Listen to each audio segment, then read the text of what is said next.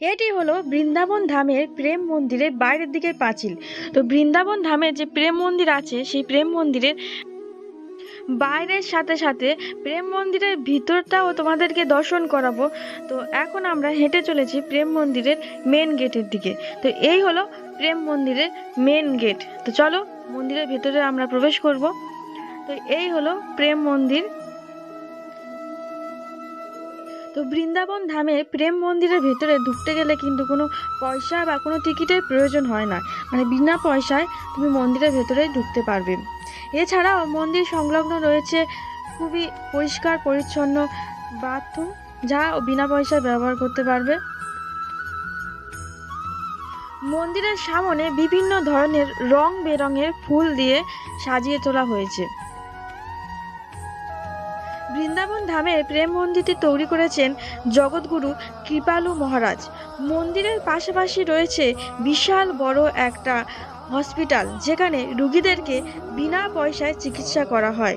এবং মন্দিরের আশেপাশে রয়েছে শ্রীকৃষ্ণের যে লীলা, সেই লীলাকে কেন্দ্র করে বিভিন্ন ধরনের দৃশ্য। প্রেম মন্দিরের আশেপাশে ছোট ছোট জায়গাকে ব্যারিকেড করে শ্রীকৃষ্ণের বিভিন্ন লীলাকে তুলে ধরা হয়েছে। তো আমি এখন তোমাদেরকে সেইগুলো দেখানোর চেষ্টা করব। তো এখানে দেখো শ্রীকৃষ্ণের গোবর্ধন লীলা, যেখানে শ্রীকৃষ্ণ কোরা আঙুলে গোবর্ধন পর্বতকে ধরে আছে এবং সেই গোবর্ধন পর্বতের নিচে বৃন্দাবনবাসী আশ্রয় নিয়েছে এবং বৃষ্টির জন্য এখানে কৃত্রিমভাবে জলের চারিদিকে ব্যবস্থা করা হয়েছে। এখানে খুব সুন্দরভাবে রাধাকে লেখা হয়েছে।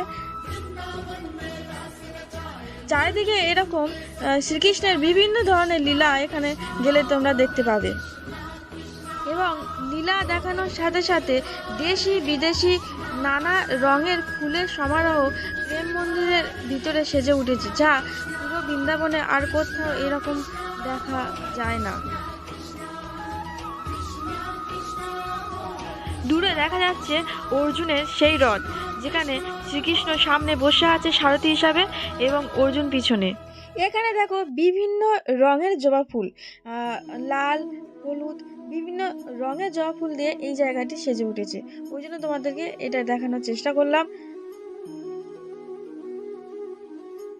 এখানে দেখো জগৎগুরু বসে আছে এবং তার পিছনে রাধা কৃষ্ণের মূর্তি এবং জগৎগুরু কৃপালুচার্য তার ভক্তদেরকে শ্রীকৃষ্ণ সম্পর্কে কথা বলছে। এখানে শ্রীকৃষ্ণের তার গোপীদের সাথে একটা লীলাকে দেখানো হয়েছে, যেখানে হোলি খেলার একটা যে দৃশ্য সেটা দেখানো হয়েছে। এখানে কৃষ্ণ রাধার শৃঙ্গার করে দিচ্ছে, সেই রকম একটা লীলার দৃশ্য দেখানো হয়েছে। এখানে রং বেরঙের ফুলের ওপর লেখা জয় শ্রী রাধে।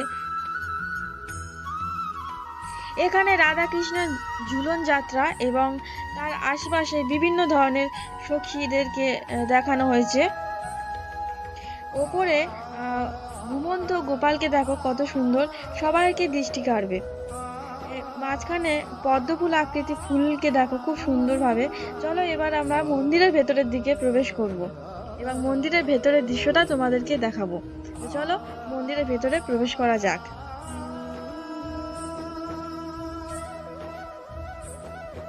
তো এটি হলো বৃন্দাবন ধামের প্রেম মন্দিরের ভিতরটা। তো আমি মন্দিরের ভিতরে যে বিগ্রহ আছে রাধা কৃষ্ণের, সেটার পিকচার বা ভিডিও করতে পারিনি, কারণ ওখানে কঠোরভাবে মানা ছিল ভিডিও বা ফটো তোলা। তো মন্দিরটি সম্পর্কে, মানে মন্দিরের ভিতরে সম্পর্কে আমি তোমাদেরকে বলছি। মন্দিরটি হলো দোতলা। আমরা এখন দোতলা সিঁড়ি ভেঙে ওপরে উঠছি।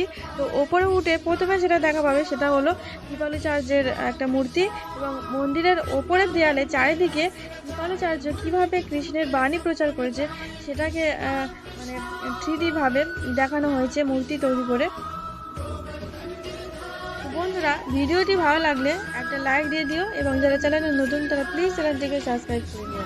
আবারও বলছি, তো এই দেখো সেই কৃপালুচার্য কীভাবে ধর্ম প্রচার করেছে সেই সব কিছু মন্দিরের ওপরের দেয়ালে দেখানো হয়েছে।